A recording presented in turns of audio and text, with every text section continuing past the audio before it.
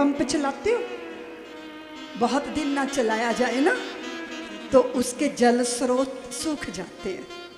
फिर क्या चाहिए, ऊपर से एक लोटा भर के पानी डाल दो, फिर उसे चलाओ, फिर भीतर के सुप्त स्रोत भी जागृत हो जाते हैं।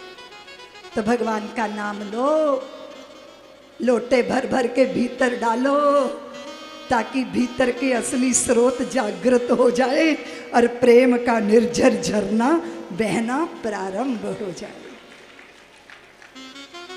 और आप जानते हो, गुरु ग्रह गए पढ़न रघुराई, अल्पकाल विद्या सब पाई, बंधु सखा संग ले ही बुलाई।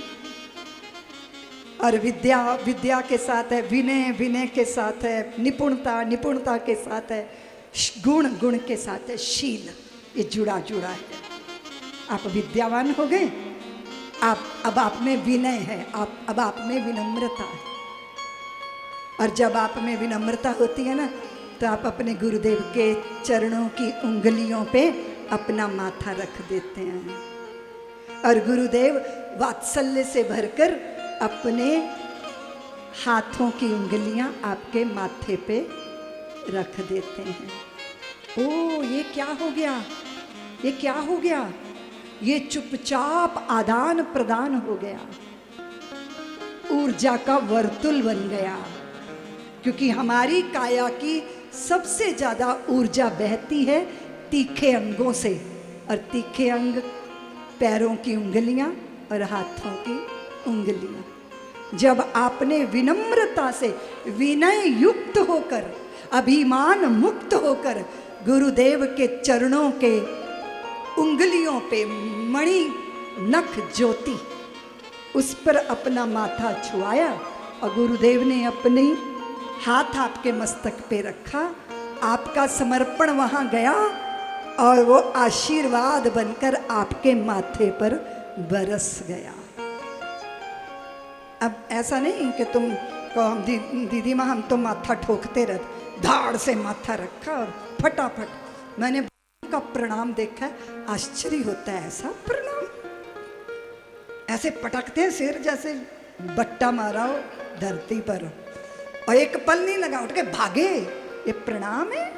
ये प्रणाम नहीं है, ये तो बनाई गई व्यवस्था है। आपने उसका निर्वहन कर लिया ना।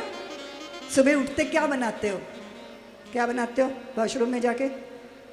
क्या करते हो?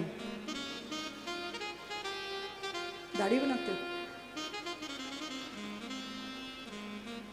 अरे हार श्रृंगार करते हो, दाढ़ी बनाते हो, नहाते धोते हो, मलमूत्र का विसर्जन करते हो, और ऐसी जैसी दिनचर्या होती है ऐसी फटाफट उधर देवालय में गए, घंटी बजाई, अगरबत्ती घुमाई, धाड़ से वहां धर दी। क्या किया है भाई? नित्य कर्म है ये। वो जैसा नित्य कर्म वो है वैसा इसके साथ ये जुड़ा है। अगरबत्ती घुमाई, घंटी बजाई, छुट्टी पाई, और एक दिन भूल गया, ना जोत जलाया, ना अगरबत्ती घुमाई, ना घंटी बजाई। सारा दिन सोचता है, हाय हाय आज तो जोत नहीं जलाई, हाय हाय आज तो अगरबत्ती नहीं जलाई, आज तो ये हो। सारा दिन सोचता रहा। उस दिन भगवान बहुत खुश हुए, बहुत खुश। भगवान बोले हम बहुत प्रसन्न हैं। तो उसने कहा आप क्यों प्रसन्न हैं? मैं रोज दिया जलाता, अगरबत्ती जलाता, घंटी बजाता, तब तो आप प्रसन्न नहीं हुए, आज आप प्रसन्न हैं। बोले हाँ, रोज तो तू दिया जलाता, घंटी बजाता, अगरबत्ती घुमाता, और फिर मेरे से छुट्टी पा जाता, लेकिन आज अगरबत्ती नहीं घुमाई, दिया नहीं जलाया, पर सारा दिन तुम मुझे याद करते रहे, इसलिए आज मैं प्रसन्न हूँ, आज मैं प्रसन्न हूँ। ये बाहर की क्रिया प्रक्रिया नहीं है बंधु, ये आंतरिक भावों का संसार है। समझियो जरा। यदि मेरे नन्हे से कर में पूजन का सामान नहीं था, कैसे कह दूं इन प्राणों में प्रिय तेरा गुणगान नहीं था। हाथ में आरती का थाल तो नहीं है, पर मन तो पुजारी है नाथ। तुझे अर्घ नहीं दे पाया, लोटा भर के जल नहीं चढ़ा पाया, पर अपने आंखों का निर्झर तो तुझ पर न्यौछावर किया। मैंने अंतर में बाला था वो प्रेम प्रदीप अनोखा, जिसे बुझाने में अक्षम था निष्ठुर झंझा का बीजों का। तब छवि देखी और भी मोहित, अधर न यदि हिल पाए मेरे, तो कैसे कह दूं इन प्राणों में प्रिय तेरा गुणगान नहीं था। यदि मेरे नन्हे हाथों में अर्चन का सामान नहीं था, तो कैसे कह दूं इन प्राणों में पूजन का अरमान नहीं था। बाहरी प्रक्रिया नहीं, आंतरिक भावों का जगत कैसा है जरा देखिएगा, जरा ध्यान दीजिएगा। विनम्रता विद्या के साथ आया क्या? विनम्रता। फिर क्या आती है? निपुणता। आप कैसे खाते हो, आप कैसे बैठते हो? हाँ? उधर पुड़िया फाड़ी और इधर हाथ पे धरी, जिगर जिंदगी भर न छोड़ूंगा तुझे। हाँ? पटक पटक के हाथ पे हाथ और भरी चुटकी तम्बाकू की डाली गाल के अंदर फंसा ली। अब जगह जगह पीक मारते फिर रहे हैं। ये जीवन, ऐसा जीवन, ये मनुष्यों का जीवन है? ऐसा आचरण, ऐसा व्यवहार? भोजन करेंगे तो ऐसे चपड़ चपड़ की साथ वाले का मन ही खराब हो जाए, ऐसा? चलते हो, मिलते हो, बोलते हो, बैठते हो, तरीका है ना।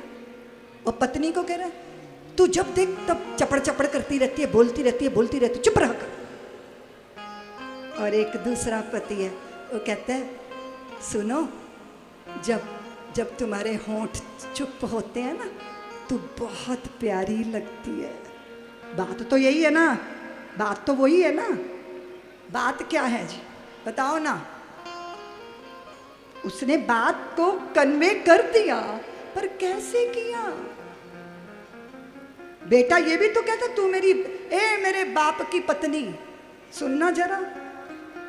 या माँ, मैया, सुनो ना। माँ सुनते नहीं हो? अरे माँ यार थोड़ा सुन लो ना।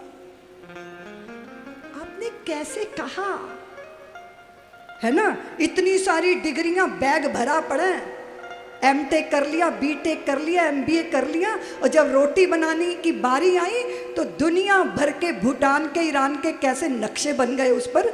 ढंग की चाय बन नहीं सकती, अच्छे से खिचड़ी बनानी नहीं आती, तो डिग्रियां लादे घूमेंगे।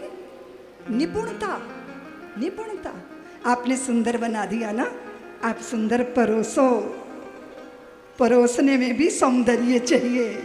घर कैसे सहेजना है, अपनों को कैसे सहेजना है, और फिर चाहिए गुण, फिर चाहिए शील।